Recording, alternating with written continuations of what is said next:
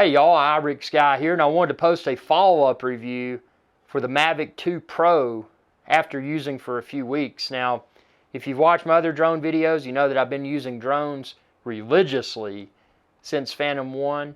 I've got hundreds of videos, actually probably thousands of videos now, and every new drone is not necessarily a better drone.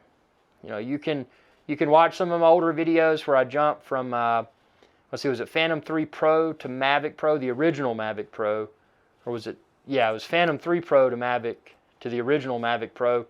And I wasn't a fan of the original Mavic Pro. Actually, I converted from the original Mavic Pro to the Phantom 4, bigger and heavier drone, just because the Phantom 4, I knew that I could get a consistently excellent focus and video quality and stability. The Mavic Pro was just not as good as the Phantom 4 was. It wasn't dependable for me. I couldn't count on getting a well-focused video from the Mavic Pro original. The Mavic Pro 2 is a little bit different animal. First of all, we've got this awesome Hasselblad camera with a 1-inch sensor. If you're not a big camera guy, you don't have to be. But I'll explain at a high level why this is so good. This has a 1-inch sensor. And the sensor size on a camera is important because if you're filming in lower light conditions, it typically looks less grainy. Have you ever used a cheap camera, maybe a camera phone? It starts to get dark out and you've noticed that it looks real grainy or real pixelated. This camera, having a 1-inch sensor, performs better in low light conditions. So check out a lot of the videos that I've filmed with the Mavic 2 Pro already, where I'm flying around boats at right before dark, and you'll see for yourself how well the camera on the Mavic 2 Pro performs. And I'll go as far as to say that out of all the drones to date, this is the best camera that I've used on any drone. And what's so good about the Mavic 2 Pro is that you're getting an awesome camera, but even though the size and weight of the Mavic 2 Pro is a little bit bigger and a little bit heavier than the Mavic Air, I personally feel, after flying this for a few weeks, I personally feel that the slightly heavier and slightly larger size, I feel that it's justified. Because with this, because I'm getting a 1-inch sensor Hasselblad camera, I wish it had 4K 60, but that's not a deal breaker. I still get 4K 30. And unless you're retiming videos, speeding them up and or slowing them down, that extra frame rate's not a big deal. A lot of people have argued, they're like, hey man, Phantom 4 Pro is better because it does 4K 60. Yes, Phantom 4 Pro does do 4K 60, but Phantom 4 Pro is a much larger, much heavier drone, a lot less convenient to travel with. Also, the Phantom 4 Pro does not have a Hasselblad camera. This is a Hasselblad camera. I mean, that's huge. I mean, not in size, but that's huge from a wow. That's an awesome piece of technology under the front of that drone.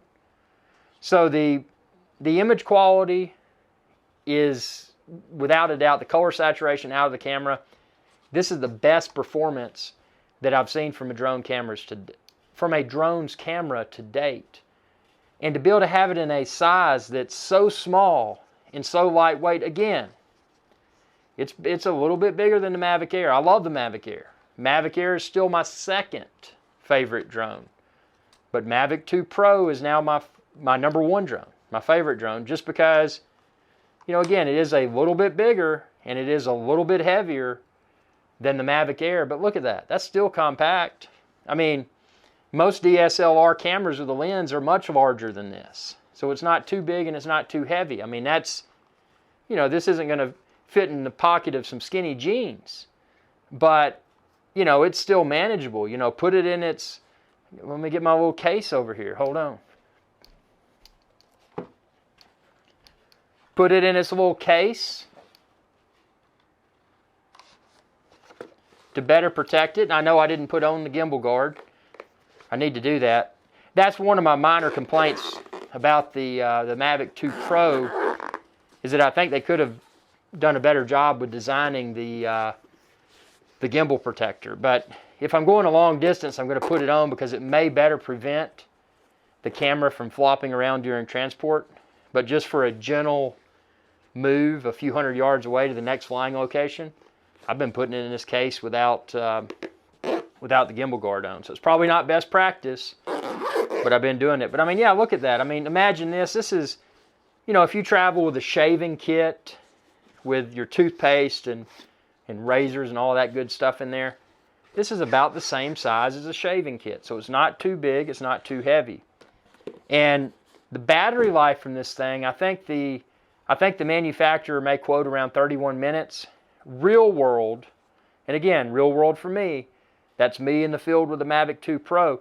Real world, I've comfortably gotten over 25 minutes. So I will say real world for me, from the Mavic 2 Pro, my real world expectation per battery is 25, maybe plus 2 or 3 minutes flight time. So maybe 28 minutes, but comfortably 25 minutes. I mean, I can count on this thing, when I take it up, 25 minutes. What's 25 minutes for me? My average Mavic 2 Pro video is about 5 minutes, so that's 5, 10, 15, 20, 25. That's about 5 YouTube videos per battery charge. So when I take 3 batteries, because I've got 3 batteries for the Mavic 2 Pro now, when I take 3 Mavic 2 Pro batteries in the field with me, that's 5 times 3, which is 15. That is 15 YouTube videos with only 3 batteries in my bag. That is incredible. To get that amount of performance out of something that's so small and so lightweight. Again, not as small and not as lightweight as my previous favorite, the Mavic Air, but still very small and very lightweight. To get that kind of performance from something of this size is just, I mean, it blows my mind. And again, I posted a video to discuss this, but a lot of people said, hey man, you know, those legs on the Mavic 2 Pro, they rub the body. You know, that's awful. People will try a lot of different tactics to try to speak negatively about a product. And I will confess, these legs, look at this, and I've mentioned this earlier. See how it's stopping there? And then it goes up. Those legs do rub against the side of the body. But what a lot of people without a Mavic 2 Pro in their hands may fail to point out is that, well, look at this. If you gently pull down and lift out and then let go, there's no rub. Because by design, see, if you just go down like that and stop, it's going to catch. It's not going to fold all the way up. So you got to push it and then it goes in. But what you can do is you can gently pull down, gently pull out, let it go up and then let go. That's like that, so that'll better prevent this leg from popping down during transport. I mean, you'd have to be on a rough boat ride, a rough car ride, or a rough airplane ride for that to come down. But again, that seems to be by design. I have no reason to believe that it's not by design. The amount of R&D that seems to have gone into this drone is absolutely incredible. I mean, like every DJI product that I've owned to date, with exception of the Ronin S, the handheld gimbal stabilizer. I had a horrible experience with the Ronin S, and I like to keep things real on this channel because a lot of people say, man, you're just a DJI fanboy, dude. You know, you love DJI. I do love DJI. It's the best drone manufacturer on the market today. But with that said, if there's something I don't like, I'll point it out. The only DJI product that I've been severely disappointed by is the Ronin S handheld gimbal. And maybe that's because I wasn't using a Panasonic Lumix GH5, because it seems as if that product was made specifically for that camera. But anyway, that's topic for another discussion. But this drone, again, I think a lot of people, you know, you see the videos out there, you see the pre-release videos for whatever product or whatever drone, and it's like, I bet that's not an authentic review. You know, you see that stuff. You've seen it with Mavic 2. You've probably seen a ton of Mavic 2 reviews, And it's like, oh man, you know, they must be drinking the Kool-Aid. You know, they act like it's perfect, or, you know, it's just, you know, I'll tell you from experience, my experiences in the field, and check out my tons of videos here on my channel, IRIX Guys Adventure channel, youtube.com/IRIX Guy, and see all the Mavic 2 Pro videos that I filmed already. I've been satisfied, extremely satisfied with the video quality, the video stability, again, the low light performance of this Hasselblad camera. And, I mean, it is, and even some cool factor points. I mean, not that I care, but it's got this landing light. When you get close to the ground, this little landing light comes on. I mean, that's kind of cool. It looks neat. The noise level of these propellers, it's the quietest drone that I've flown to date of this size. I mean, obviously there's some small, tiny, tiny drones that are quieter, but this is the quietest drone of this size that I've flown to date. Not that noise was a problem with the previous drones. I had no problem with the Phantom or the Spark or the Mavic Pro, the original Mavic Pro. I mean, those didn't bother me. Mavic Air, that didn't bother me. But apparently it bothered a lot of people. But this is definitely a more muted, less buzzing bee, less swarm of bee type sound than other drones. So that's probably a positive for a lot of people. Obviously, this has obstacle avoidance. That's good. You know, I like anything that may better prevent something unexpected from happening.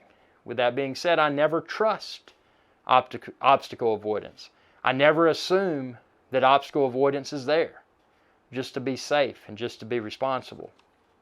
With that being said, it's again, it's good that it's there. I wish they offered an option that didn't have that at a lower price point, because people like myself that don't care about obstacle avoidance, that would probably be, you know, to get in at a lower price point and eliminate that, that would be neat.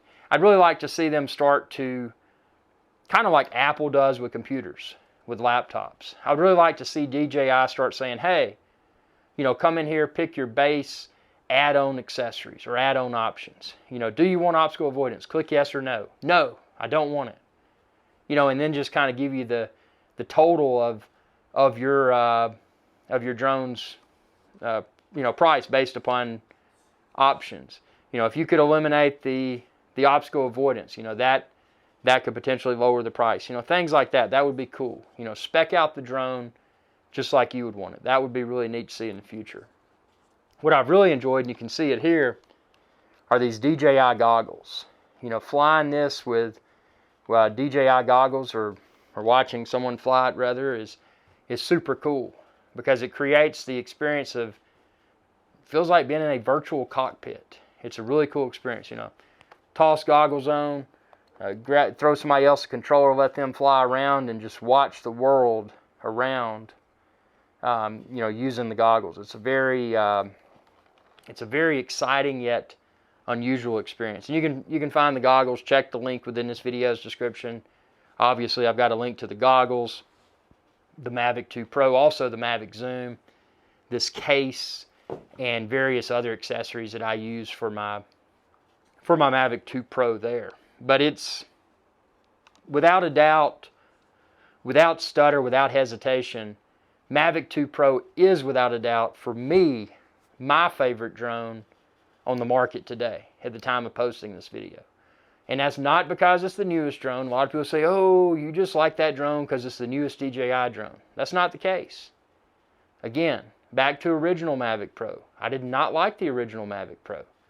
I opted for the heavier and larger Phantom 4 because I could count on the heavier and larger Phantom 4 to consistently deliver stable and well-focused 4K video. This drone, even though it does require a tap to focus, and you can check out my tutorial on my website, irixguy.com, or just go to epicdroneshow.com. Once you set this to focus like I did, every video that I've filmed, and you can check them all out here on my channel, youtube.com/irixguy. But every video that I filmed has been very well focused since I've started following that procedure. My only video that I filmed with Mavic 2 Pro that was out of focus was my first field test. And that's because I was new to the Mavic 2 Pro, and I didn't know how to properly focus it before flying.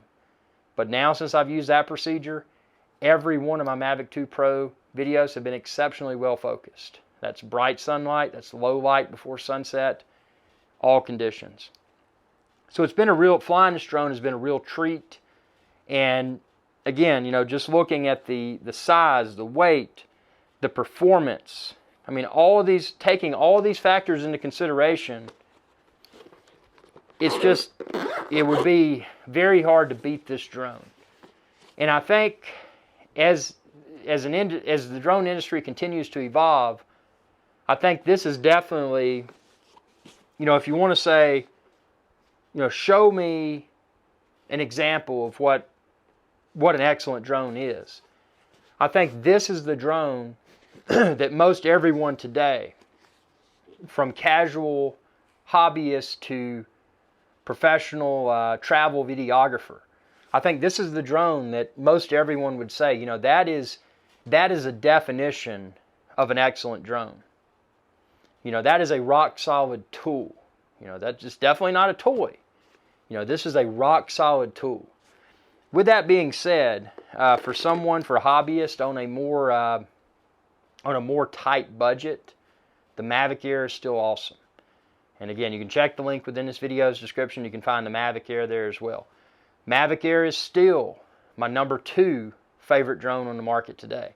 Mavic Air is awesome, but when I look at my Mavic Air videos and I look at my Mavic 2 Pro videos, the quality difference is huge. Even though the Mavic Air videos are very high quality, the quality difference between the Mavic Air's videos and the Mavic 2 Pro's videos is huge. Also, again, and I fly line of sight to be safe and responsible, but this uses OcuSync 2. If the operator was not careful, this drone could greatly exceed visual line of sight. And again, I never had problems with Mavic Air. I flew Mavic Air throughout the visual line of sight range. Never had any problems. Mavic Air was just using enhanced Wi-Fi. This is using a greatly superior OcuSync technology. And where that OcuSync 2 technology really shines is when you pair it with these DJI goggles, because you're getting that really cool, very high quality video transmission. And when you're in that virtual cockpit watching that drone fly, it's an out-of-body experience of some sort. So I hope this video is of value. Again, be sure to subscribe if you haven't already. It's youtube.com/irixguy. Click that bell icon down below to be notified whenever I post another video. And again, expand this video's description. You can find links there to the Mavic 2 Pro, the Mavic Air, and a lot of other drones and drone accessories too.